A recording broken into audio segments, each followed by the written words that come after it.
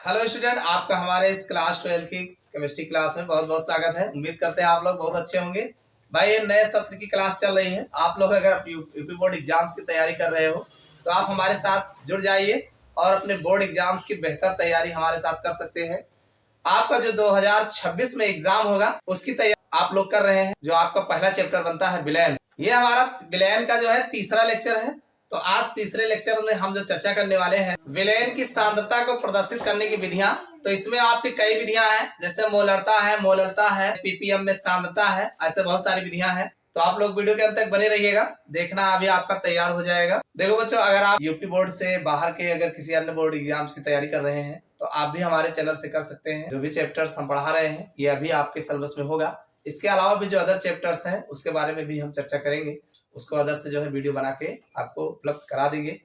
तो चलिए बच्चों, क्लास शुरुआत करते हैं। अगर आप लोगों ने पिछला लेक्चर्स नहीं देखा है तो नीचे प्लेलिस्ट मिल जाएगा, वहां से आप जा करके आराम से आप सभी वीडियोस को देख सकते हैं। चलिए देखते हैं। सबसे पहले हम देखेंगे पीपीएम में सांद्रता क्या होती है। ये आपके बोर्ड एग्जाम्स में पूछा गया है, 1 नंबर 2 नंबर में पूछा जाता है। तो चलिए देख लेते हैं ये पीपीएम में सांद्रता क्या होती है। पहले इसको देख लेते हैं। देखो बच्चों, अगर हम बात करें पीपीएम में सांद्रता क्या होती है, ये आपके बोर्ड एग्जाम्स में पूछा गया है, अक्सर पूछा गया है। देखो बच्चों, अगर आप तैयारी कर रहे हो तो आपके पास समय है, तो आप हल्के में तैयारी मत करिए। आप अच्छे से जो भी क्वेश्चन बनते हैं, जैसा भी पूछा जाता है, सबको आप बाकायदा जो है बारीकी के साथ अध्ययन कीजिए। नहीं पता चलेगा मोटा मोटा पढ़े रहोगे। इस बार का पेपर ऐसा आया था, जो मोटा मोटा पढ़ के गए थे उनके लिए बाउंस मार था। ठीक है, तो ऐसा ना होने पाए। आप डिटेल में अच्छे से पढ़ के जाइए और अभी आपके पास समय है, इत्मीनान से पढ़िए, अच्छे से तैयारी कर लीजिए। तो उसमें दिक्कत क्या है, अभी देखना कैसे तैयार हो जाता है। जब एक बार देखने से तैयार हो जाए तो काहे ना देख लिया जाए। देखो, बात हो रही है पीपीएम में सांद्रता, यानी इसको अंग्रेजी में भाई सांद्रता होती है कंसंट्रेशन। और पी इसका कभी कभी पूरा नाम भी पूछा जाता है।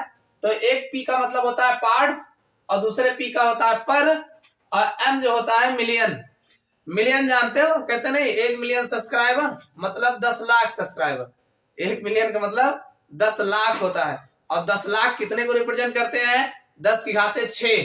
10 की घाते 6 को 10 लाख कहा जाता है। अब यहाँ इसका क्या जरूरत है, तो यहाँ सांद्रता बताने वाले हैं कि पीपीएम में सांद्रता क्या होती है। देखो भाई, अगर 10 लाख में 10 लाख ग्राम विलयन में, किसमें?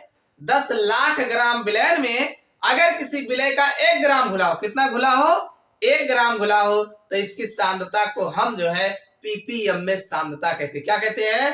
पीपीएम में सांद्रता को प्रदर्शित करते हैं। मतलब 1 मिलियन, क्या लिखा गया है? 1 मिलियन विलयन के 1 मिलियन में उपस्थित विलय के ग्राम की जो संख्या होती है, यानी 1 ग्राम की जो संख्या होती है, वही जो है पीपीएम में सांद्रता को प्रदर्शित करता है। समझ में आ गई? जैसे मान लो ये आपका विलयन है, तो अब ये पूरा विलयन जो बना है ये कितने में बना है? वो 10 की घाते 6, मतलब 10 लाख कितना लिया गया है? ग्राम कितना लिया गया है? 10 लाख ग्राम लिया गया। यानी पूरा विलयन हमारा कितने में तैयार है? 10 लाख में, यानी 1 मिलियन में तैयार हुआ है। और 1 मिलियन में कितना घोले हो? केवल 1 ग्राम घोले हो। कितना घोले हो? 1 ग्राम। कहने का मतलब 10 लाख बूंद में अगर पानी अगर हो तो 10 लाख बूंद में 1 बूंद पानी डाल दिया जाए, बस इतना हुआ।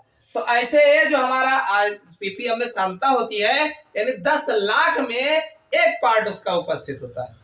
भाई 10 लाख हमारा पूरा आयतन होगा। ग्राम में अगर कह रहे हो तो 10 लाख ग्राम में, ग्राम कहो तो ग्राम में, आयतन कहो तो आयतन में, जैसा कहोगे वैसे में होगा। ठीक है, कुल मिला के 10 लाख होगा। 10 लाख में अब कह दो एक तालाब में 1 बूंद अलग का पानी हो, बस इतने तो हुआ। भाई 10 लाख बूंद होगा ना, 10 लाख बूंद में भाई मतलब बड़े पानी होगा। अब मत 1 बूंद अलग लाग डालता हो, तो वो आपका पीपीएम में सांद्रता को प्रदर्शित करता है। समझ में आ गई? तो बस वही लिखा गया और कुछ नहीं है। विलयन के 1 मिलियन मतलब हुआ 10 लाख ग्राम में उपस्थित विलय की ग्रामों में मात्रा, यानी जो हमारा 10 लाख ग्राम है उसमें विलय की जो मात्रा होगी वो भी ग्राम में होगा।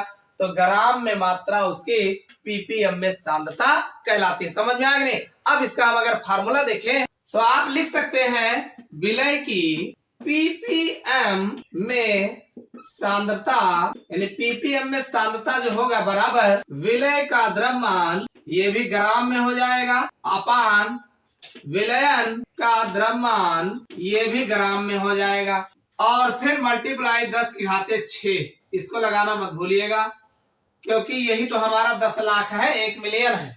समझ में आ गया नहीं? तो कुल मिला के जो पीपीएम में सांद्रता होगी, विलय का द्रव्यमान ग्राम में होगा, और साथ में विलयन का द्रव्यमान ग्राम में होगा, और जो विलयन का द्रव्यमान होगा वो 10 लाख। तो ये ऊपर जो है मल्टीप्लाई 10⁻6 हो जाएगा, मतलब 10 लाख में बात हो रही है। समझ में आई बात कि नहीं? तो आप बताएंगे विलयन के 10 लाख ग्राम में, कितने लाख ग्राम में? 10 लाख ग्राम में अगर किसी विलय का 1 ग्राम उपस्थित होता है तो जो सांद्रता बनती है उसे हम पीपीएम में सांद्रता को प्रदर्शित करता है। हो जाएगा ना, कोई दिक्कत तो नहीं है। पीपीएम में सांद्रता क्या है? अब आपसे एग्जाम में पूछा कैसे जाएगा, ध्यान सुनिए। अब ऐसा भी आपसे पूछा जा सकता है, चीनी के 10 पीपीएम का क्या मतलब है? भाई आपसे पूछ लिया जाए कि 10 पीपीएम का क्या मतलब बनेगा, तो चाहे 10 पूछा जाए, चाहे 20 पूछा जाए, चाहे 30 पूछा जाए, तो आपको बताना तो मतलब है ही है।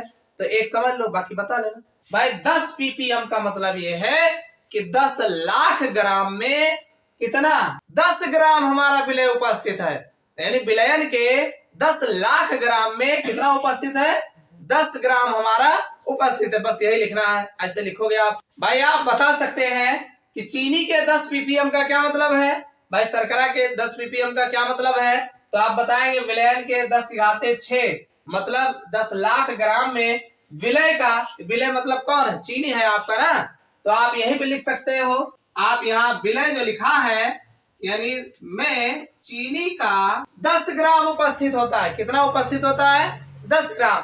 यानी हमारा विलयन के 10⁻6 ग्राम में जो हमारा चीनी होगा वो 10 ग्राम उपस्थित होता है। अगर आपसे 20 पीपीएम पूछ लिया जाए तो इसका मतलब कि हमारे 10 लाख ग्राम में जो हमारा विलय होगा वो 20 ग्राम उपस्थित होता है, तो आपको 20 पीपीएम की सांद्रता को प्रदर्शित करता है। समझ में आ गया नहीं? तो इतना समझ में आ गया होगा। अब चलो दूसरा देख लेते हैं। अगर हम इसमें अगले क्वेश्चन की बात करें तो अगला क्वेश्चन आपके विकल्प में या वैसे भी जो है बहुत पूछा जाता है। हमारा क्वेश्चन है ग्राम प्रति लीटर में सांद्रता, यानी विलयन के ग्राम प्रति लीटर में सांद्रता से आप क्या समझते हो, ऐसे पूछेगा। एक न्यूमेरिकल भी लगा देगा, तब आपका 2 नंबर पूरा हो जाएगा। तो इसमें होता क्या है भाई, कह रहा है ग्राम प्रति लीटर, यानी ग्राम घुला होगा किसमें? लीटर में। यानी 1 लीटर में उपस्थित विलय की ग्रामों की संख्या। अरे घोलोगे किसको? विलय को घोलोगे ना, कोई ना कोई विलय हमारा घुलेगा, तो विलय हमारा किसमें होगा? ग्राम में होगा। और किसमें जो बनाओगे हमारा पूरा कितना आयतन होगा? लीटर में होगा। तो 1 लीटर विलयन में उपस्थित विलय के ग्रामों की संख्या, किसकी संख्या? विलय सोल्यूट जो हमारा घोल रहे हो उसकी ग्राम की संख्या जो होगी वही हमारे विलयन की ग्राम प्रति लीटर में सांद्रता को प्रदर्शित करता है। देखो इसको रटने की जरूरत नहीं, हेडिंग क्या है? विलयन की ग्राम प्रति लीटर में सांद्रता। क्या है? विलयन की ग्राम प्रति लीटर में सांद्रता। तो विलयन जो हमारा होगा किसमें होगा? लीटर में होगा। प्रति लीटर कह रहा है ना, 1 लीटर, यानी 1 लीटर विलयन में उपस्थित विलय के ग्रामों की संख्या। किसको घोल रहे हो? विलय घोल रहे हो ना, तो विलय के ग्रामों की संख्या। विलय जो घोलोगे वो ग्राम में होगा, और किस में घोलोगे? पूरे लीटर में होगा। आयतन क्या होगा? लीटर होगा। तो 1 लीटर आयतन में उपस्थित विलय के ग्रामों की संख्या विलयन की ग्राम प्रति लीटर में सांद्रता कहलाती है। समझ में आया कि नहीं? बस यही तो कह रहे हैं, और क्या। तो वही कहा गया विलयन के 1 लीटर में, यानी विलयन हमारा कितना होगा? 1 लीटर होगा। तो 1 लीटर में विलीन, 1 लीटर में उपस्थित होगा, विलीन होगा, क्या होगा? विलय के ग्रामों की संख्या, यानी जो हम घोल रहे हैं जिसको, वो हमारा विलय होगा। तो विलय की ग्रामों की संख्या विलयन की ग्राम प्रति लीटर में सांद्रता कहलाती है। समझ में आ गया? फार्मूला देख लेते हैं। आप फार्मूला बताएंगे, विलयन की ग्राम प्रति लीटर में सांद्रता बराबर हो जाएगा। अब भाई किसको घोल रहे हो? विलय घोल रहे हो ना, तो विलय का भार, ये जो हमारा विलय होगा इसका भार जो होगा वो ग्राम में हो जाएगा, और बटे विलयन का आयतन, और ये किसमें हो जाएगा? लीटर में। लीटर लिखना मत भूलना। समझ में आया कि नहीं? विलयन का आयतन जो होगा लीटर में। बस अब विलयन का आयतन लीटर में, विलय का भार ग्राम में, दोनों को डिवाइड कर दोगे, विलयन की ग्राम प्रति लीटर में सांद्रता आ जाएगी। भाई ये ग्राम लिखा है, लीटर भी, अब बटा मतलब क्या? प्रति हुआ ना। बस यही तो बता रहे हैं कि विलयन की ग्राम प्रति लीटर में सांद्रता।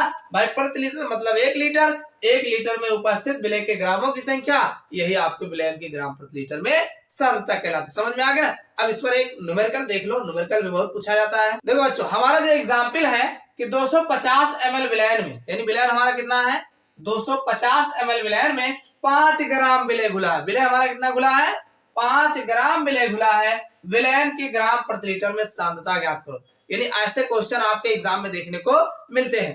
तो आपको करना क्या है भाई, विलयन हमारा जो यहाँ विलयन का आयतन है, क्या है विलयन का आयतन, ध्यान समझिएगा, विलयन का आयतन।